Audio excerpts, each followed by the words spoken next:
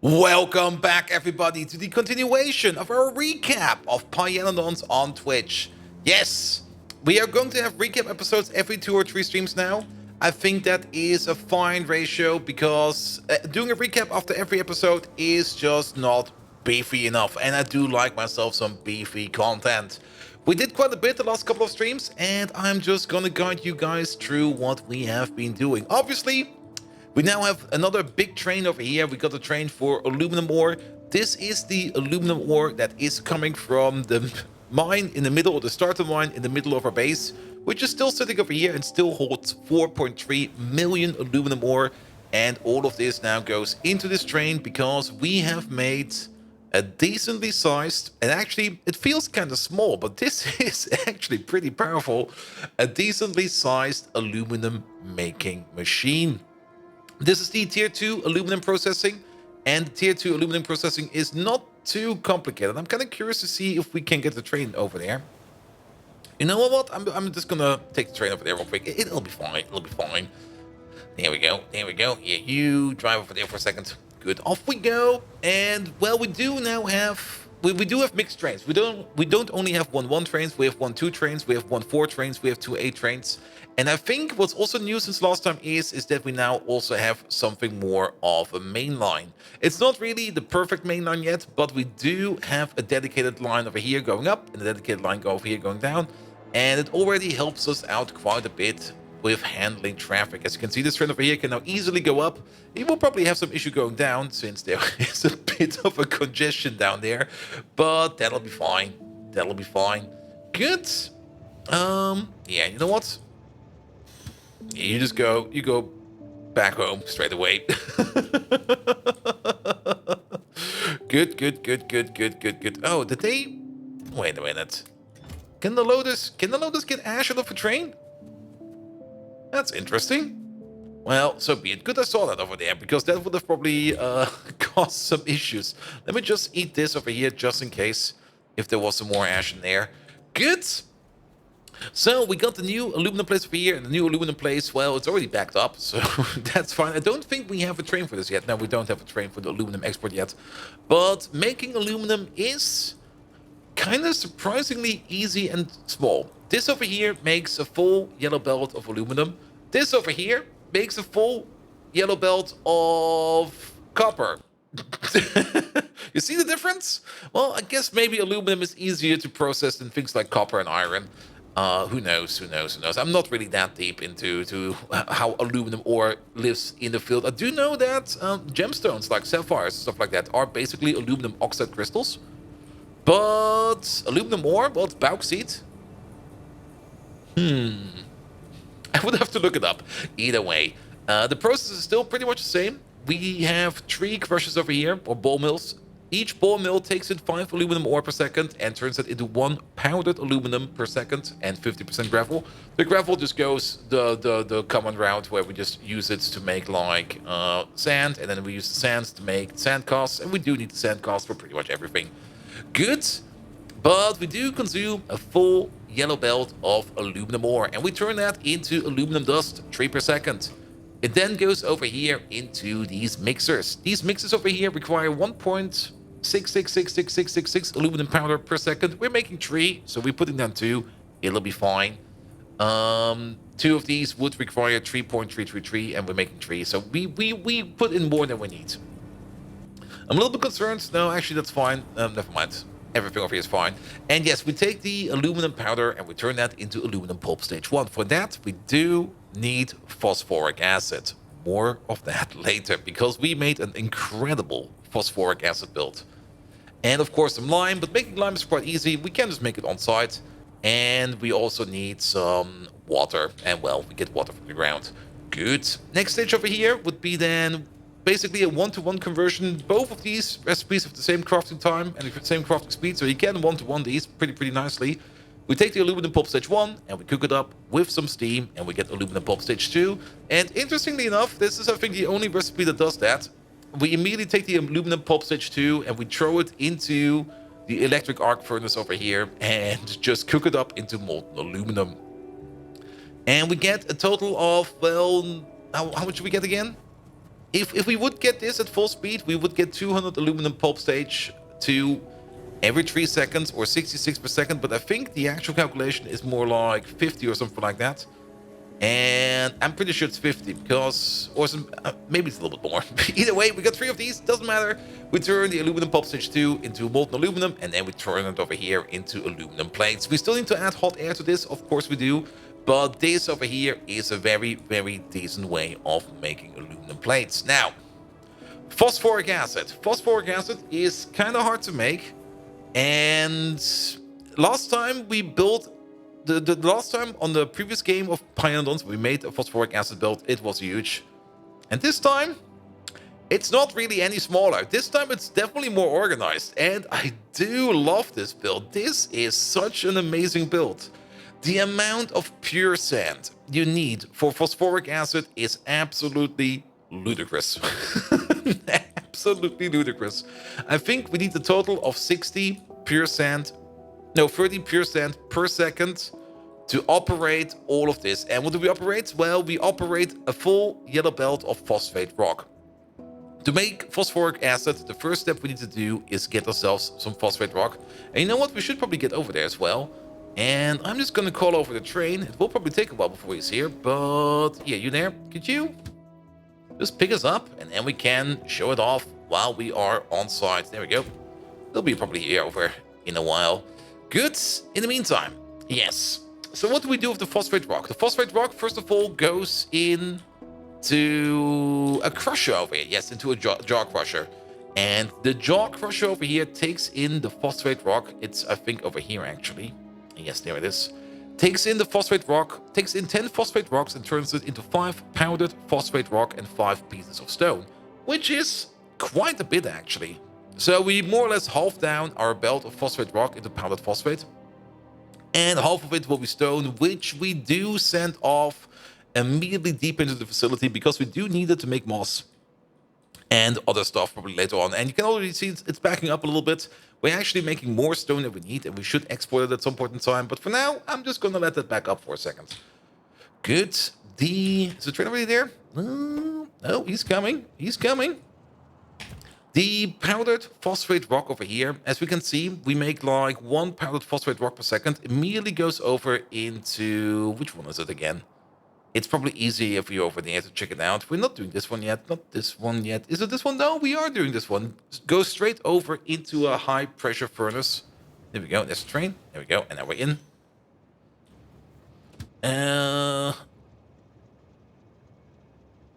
Go back to the provider, please. There we go.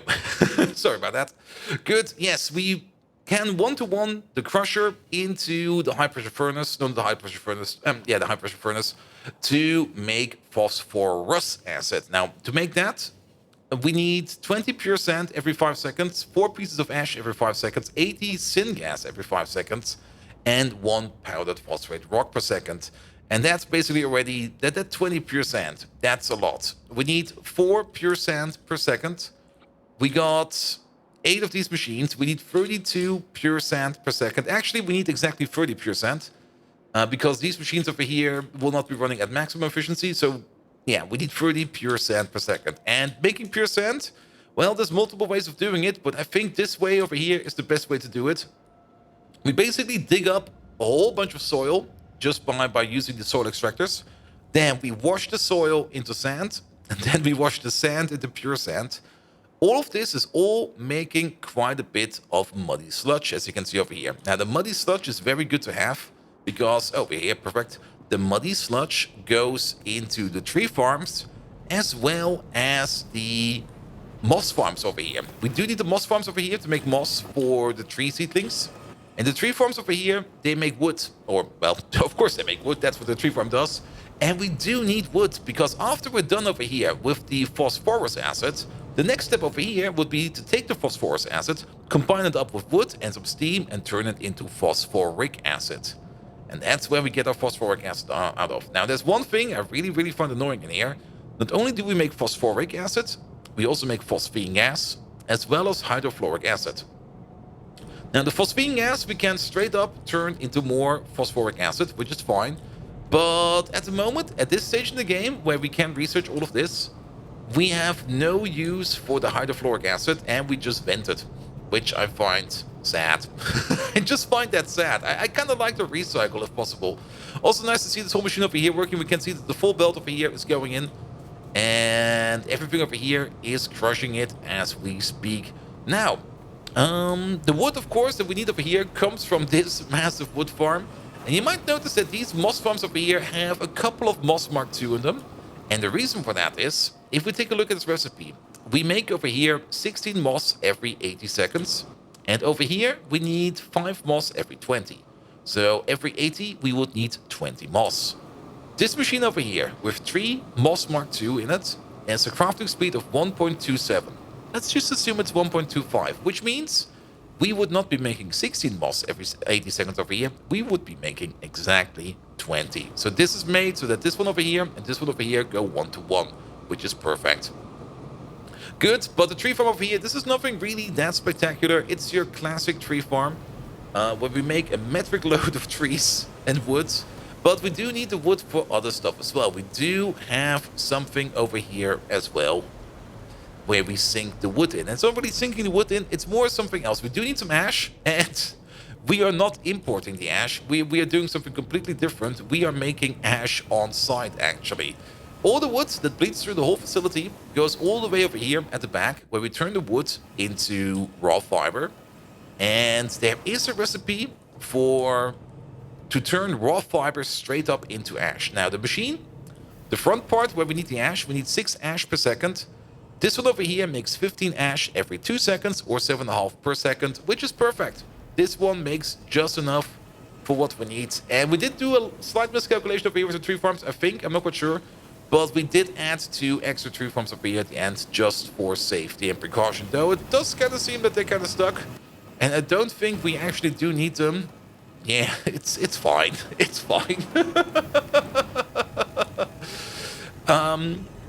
One thing that's really, really nice, we do get extra muddy sludge. We can't use all the muddy sludge in here, but there is a nice way for us to make use of the extra muddy sludge, and that is by turning the muddy sludge into biomass. And we do need the biomass because we do need a whole bunch of carbon dioxide in here, and this carbon dioxide recipe is probably one of the best ones in the game. If we just take 5 biomass per second and turn that into 150 carbon dioxide per second, or if you have 2 of these, 10 biomass and 300 carbon dioxide per second, and that's exactly the amount of carbon dioxide we actually need in this facility, which is also kind of interesting. But yeah, biomass over here is more or less being recycled, and this, well, this is the big freaking phosphoric acid place. Now, phosphoric acid will be more annoying in the future, because at some point in time we're going to go into things like red circuits. They are over here, craft. And for red circuits, we will start to need things like microchips. And microchips will require likely N-doped silicon, or just generally doped silicon. And that's made out of phosphine gas. And you can't really make phosphine gas directly, at least not yet. Later on you can with these magnificent creatures, but that is still pretty far away. But making phosphine gas in the future is going to be fairly annoying, because the amount of phosphine gas you make is tied to the amount of phosphoric acid you consume. And that is a horrible balance. That is such a horrible balance.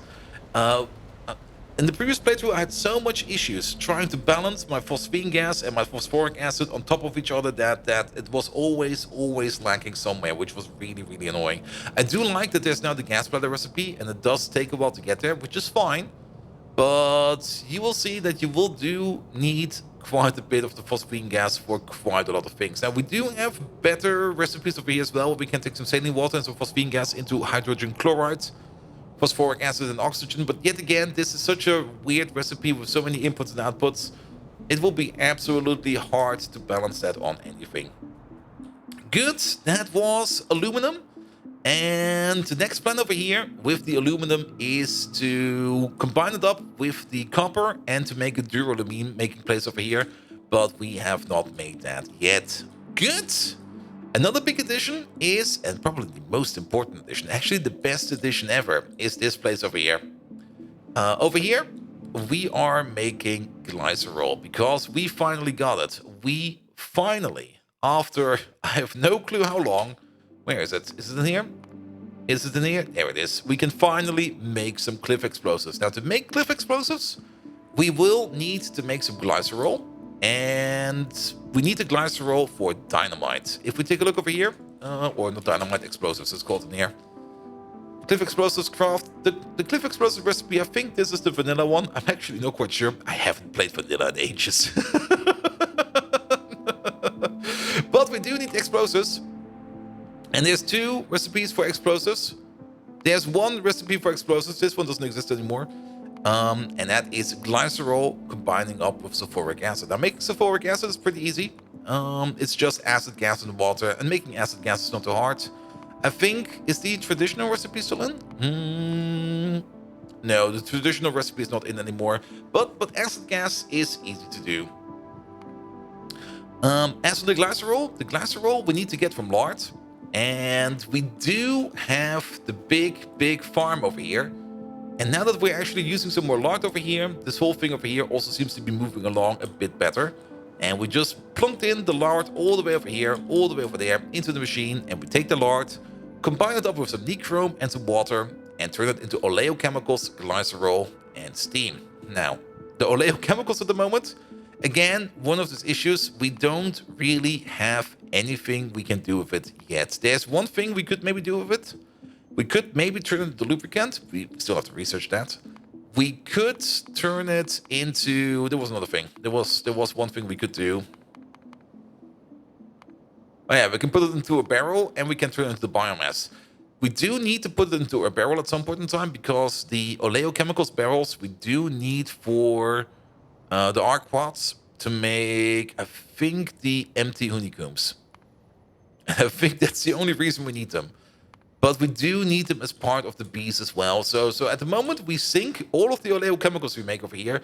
We sink that into this big composting machine and turn it all into biomass. And this thing over here makes quite a bit of biomass, which is also the reason why we have another train station over here planned, but not put in yet, where we will take all of this biomass, put it on a train, and that train will probably go all the way over here and just dunk it into the biomass power plant over here, because we can always use power. Power is always something we need. But the nichrome over here was a little bit annoying to make. Nichrome is a very important material later in the game. Nichrome is not too hard to make. It's actually pretty easy to make. It's just like take some chromium, take some nickel, take some nitrogen, and then just smack it all together. You get nichrome. And I think later on we can also skip the nitrogen and just straight up use molten nickel and molten chromium and turn that into nichrome. This is definitely the better recipe, but at the moment we have to do this one. And nichrome is used more or less as a catalyst material. You will find a whole bunch of recipes out there, mostly liquid recipes that require, or you also need for crafting at some point in time, but there's a whole bunch of liquid recipes out there that take nichrome as a catalyst, where you basically take like a gas or something like that, combine it with nichrome, and then maybe oxygen or something like that, or this one is a good example, carbon dioxide, hydrogen, nichrome, methanol. Actually, pretty decent recipe if you think about it. It's more or less making methanol out of nothing. Or you take some nichrome, some hydrogen, and some crude oil, and you turn that into kerosene and diesel. Also a pretty good recipe, actually. It does require you to make like non-stop nichrome, but it's good to have. It's good to have. Now, at the moment, we just pulled over the nickel belt from, which already was going over here somewhere. I think it was going over here. We just pulled that one over, all the way over here, and combined it up with the chromium belt over here. Chromium currently has the issue that the mine is too small. So we need to just make this bigger, and then I think the chromium over here will be going even better. Good. And yeah, this thing over here, also very interesting. First of all, I love the new artwork of these things. These used to have a different artwork, but this looks magnificent. They're still too big, but so be it. And these also pretty much always, I think, come with a steam water cycle. So you do need like a water tank over here where we can hold a bit of water. And we do need a little cooling tower. I still kind of find it a bit weird that these cooling towers over here are still that small compared to the building over here. I mean... You would kind of think, if you have a cooling tower this small, that it could be part of this building over here.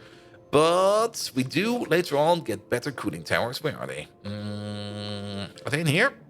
No, that's the ooh, that's the fusion reactor. We don't want to take a look at that one yet. There they are. We do get better cooling towers later, but these are also still kind of looking a little bit small. I would love to see some bigger cooling towers in this game, actually. But that is just me rambling about the game. But one thing we do need over here is the nitrogen. And making nitrogen at the beginning is a bit of a hassle. You can, of course, get nitrogen from the air. But we don't get only nitrogen. We get nitrogen, we get oxygen, and we get pure nitrogen. And maybe I'll just show off the recipe real quick. It will probably be easier to see there. There we go. Craft. It is this one. There we go. Out of 100 pressurized air, we get like 60 purest nitrogen, 20 nitrogen, and 20 oxygen. And to turn the purest nitrogen into actual nitrogen, we have to filter it one more time, which is a bit weird, but I guess that's fine. But yeah, we can't really get only nitrogen out of here. So we take all of this together, pump it up to this machine, and then just keep it rolling. There are better ways of making nitrogen. This one over here is easy to set up, but making it out of poop is okay. Making it out of meat is fine if you've got it extra. Making it out of bitumen is, I think, by far the best way to make nitrogen. It feels a bit weird to turn bitumen into nitrogen, but that seems to be a thing. And there are also other ways to do that, where you even get some byproducts, which might be very, very useful to have. You could also do that with phonenes, but phonenes, well, I guess maybe at some point in time we're going to do phonenes again, but not anytime soon. Good. Let me see, did we miss anything? We do need to move to the titanium mine, and we will probably be going into titanium processing. No, titanium processing 2, we can't research yet. That's the next stage of research. How about that? We're currently going down the oil path. Actually, we're going down the path to get to... Where is it? To get to bitumen, because bitumen, like I said, is a very, very important thing to have. And this also opens up Zoot to gold. And we're probably going to be doing Zoot to gold, because why not do Zoot to gold?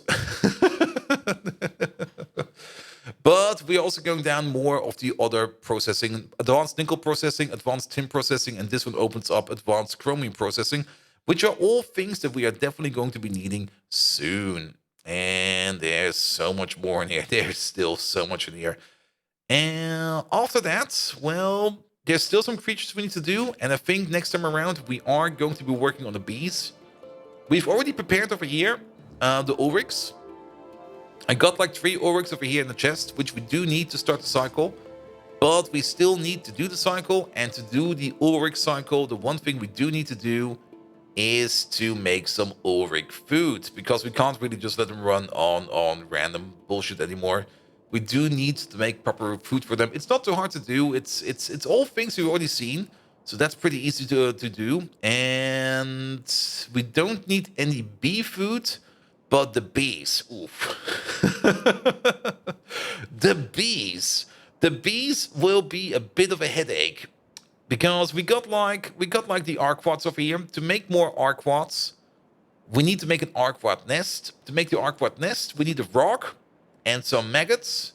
To make the maggots, we need some honey and some more rocks, which will also still be eaten up. We will need so many caged creatures over here just to feed into the bee machine. And then once that is to make the... No, we need honey over here. To make the honey, we will need the ulrichs, and to put the honey into a honeycomb, we also need to make the empty honeycombs, and we make that out of oleochemicals, podospores, and releasia seeds. It's very, very complicated. The whole thing over here, these bees eat so many creatures. These are meat-eating bees, but setting them up will probably be worth it, because the bees are pretty powerful. And they're pretty much the bee's knees or something like that. I don't know. Nevertheless, that will be it for today. The next recap will probably be coming out next week. There was one stream missing this week. Monday, I had a spontaneous garage duty day, so I had to go over there. But the next stream will be today. So if you see this video and you go over to the Twitch channel, you will probably see me over there. Continue on right after I left over here. And without further ado, I wish you all an amazing evening And until next time, oh wait, I did it the wrong way around. Please, if you do like what you see, please do leave a like and a subscribe. And also get over to Twitch and then have a nice evening. Good night!